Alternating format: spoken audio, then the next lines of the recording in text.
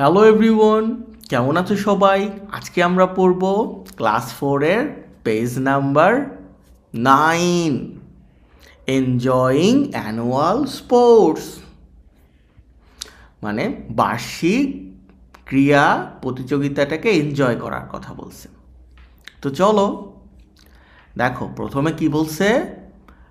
Look at মানে তাকাও, the pictures ছবিগুলোর দিকে তাকাও, ইন পেয়ার্স জোড়ায় জোড়ায়, গেস গেস করো, অনুমান করো, হোয়াট ইজ হ্যাপেনিং কি ঘটতেছে। এই নাম্বার ছবিতে সবাই কি করছে? ছেলেমেয়েরা স্কুলের মাঠে কি এমনি দাঁড়িয়ে আছে, বা ধরো কিছুই না, খেলাধুলা করতেছে বলতে পারো। The students are standing in the school field.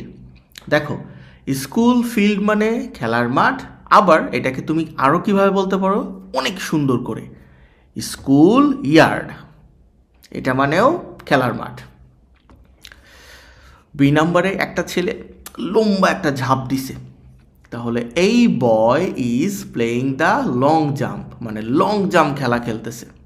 A boy is long jumping, তাও হবে। সি নাম্বার কি বলছে?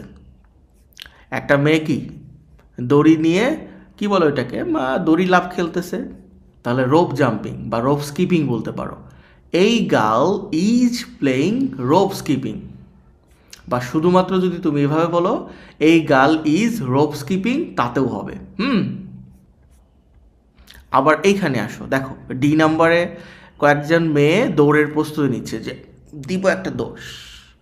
ভালো কথা, তুমি কখনো স্কুলের যে অ্যানুয়াল স্পোর্টস হয় কোনো পুরস্কার জিতছ?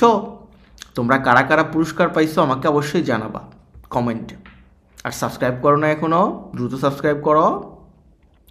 ডিতে বলছে few girls are preparing to run, মানে কিছু মেয়েরা দৌড় দেওয়ার প্রস্তুতি নিচ্ছে। তো আজকে এ পর্যন্তই ছিল, পরের ক্লাস আবার দেখা হবে। ভালো থেকো সবাই।